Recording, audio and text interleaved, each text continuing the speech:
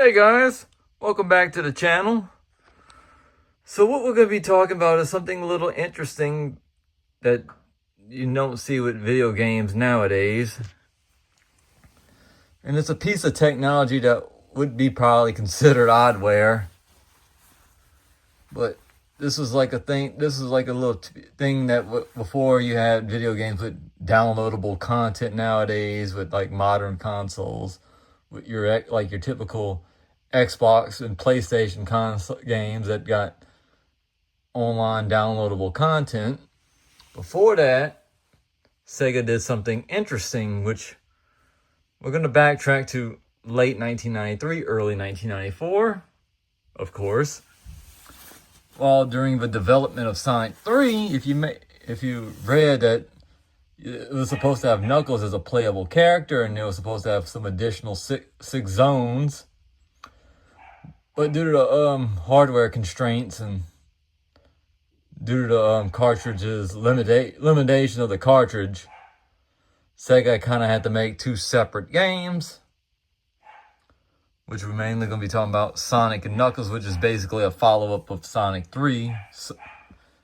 But to get the full game, so you may notice on the Sonic and Knuckles cartridge, there's a little top that flips up, which is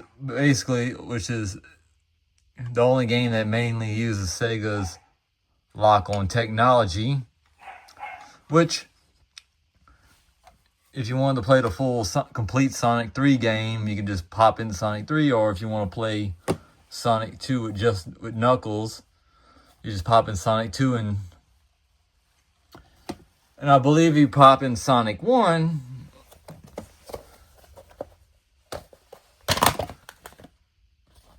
you could possibly get the Blue Spear, just the Blue Spears game, but unfortunately you can't get Knuckles with Sonic 1 unless if you're playing one of those hacked ROMs on the internet off the internet. So what I'm going to be doing is I'm going to go ahead and get this all set up and demonstrate how the lock-on technology works by demonstrating Sonic 2 and Sonic 3.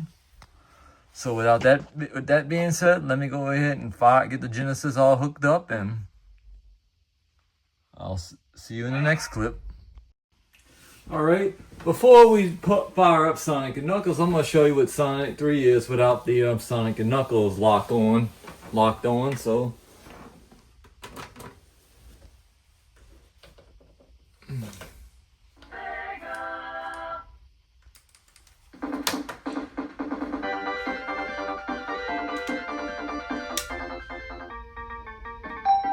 So this is what standard Sonic 3 is. So I'm going to go ahead and power it up. So let's power up Sonic and Knuckles. Let's just do Sonic and Knuckles without the Sonic 3 locked in. So I'm going to go ahead and fire it up.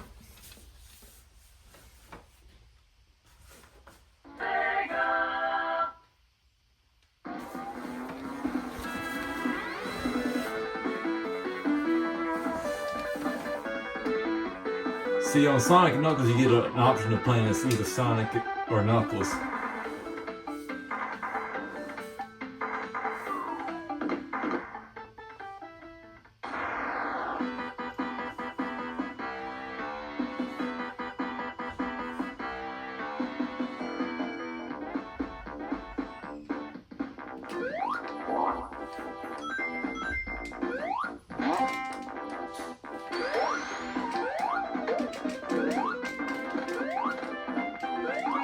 See, Knuckles, you got the ability to jump and climb on walls.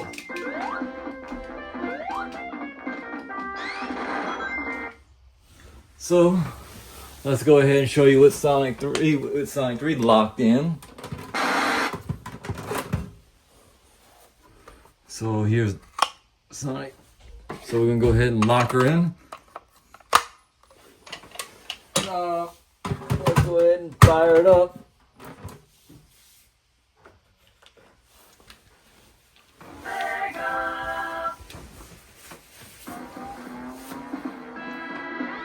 So you may notice the music is a little bit different from your typical Sonic 3 game, because it's basically, so you got the option of playing as Knuckles. So and like Sonic 3 basically, but you want to keep in mind that the storyline and playing as Knuckles is going to be a lot different. And once you get past Launch Base Zone, you basically you basically move on to Mushroom Hill, which is from Sonic and Knuckles. But like it's basically a complete game when you lock Sonic 3 in with Sonic and Knuckles, giving you Sonic 3 and Knuckles.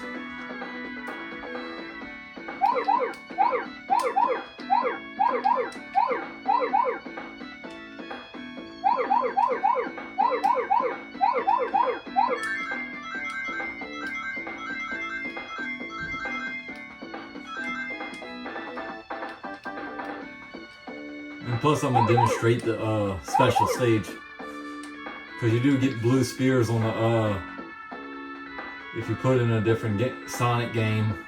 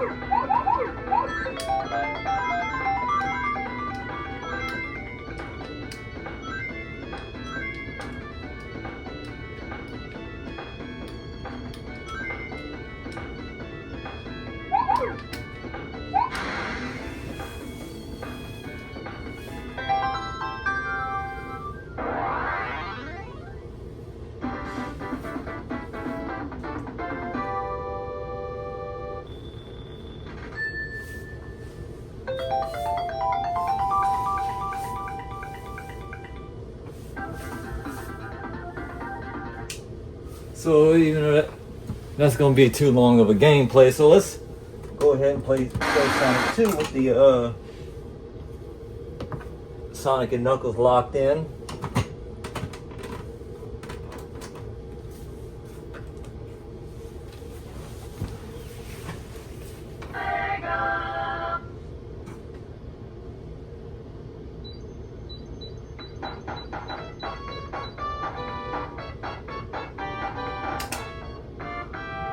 Kind of notice you get a different title screen, and they added it is basically you can only play as Knuckles and Fort. The only downside is you don't get none of the elemental shields.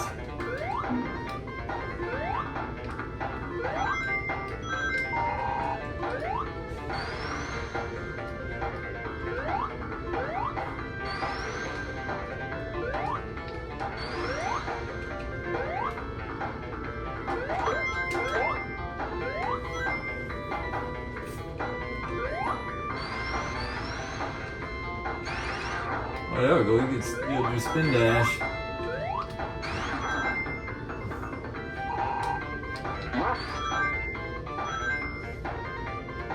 Because it would have been nice if Sega added the elemental shields on this with the Sonic when they added for like the Knuckles with Sonic 2.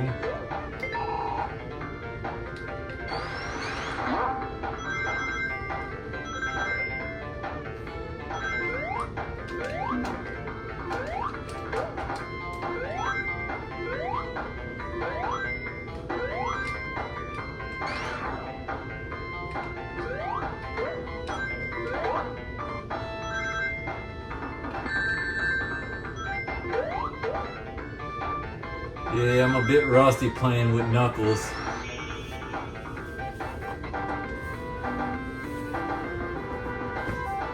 But even though this is just a demo.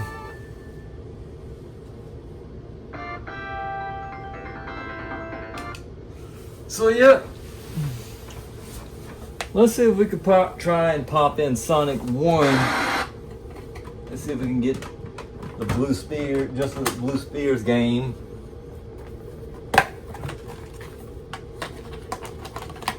Because I know for a fact you could get the Blue Spears game on Sonic 1, which just if you popped in any other Sonic game for that matter. So let's see and find out, because I got Sonic 1 right here, so we're going to go ahead and pop it in. Let's see what it does.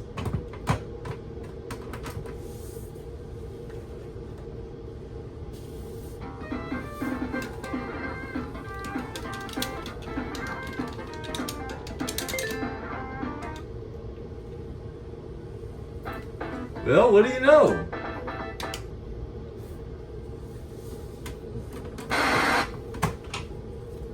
And once I take Sonic 1 out,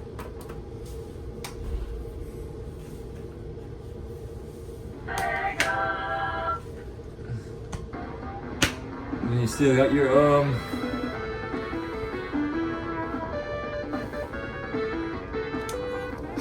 normal Sonic game.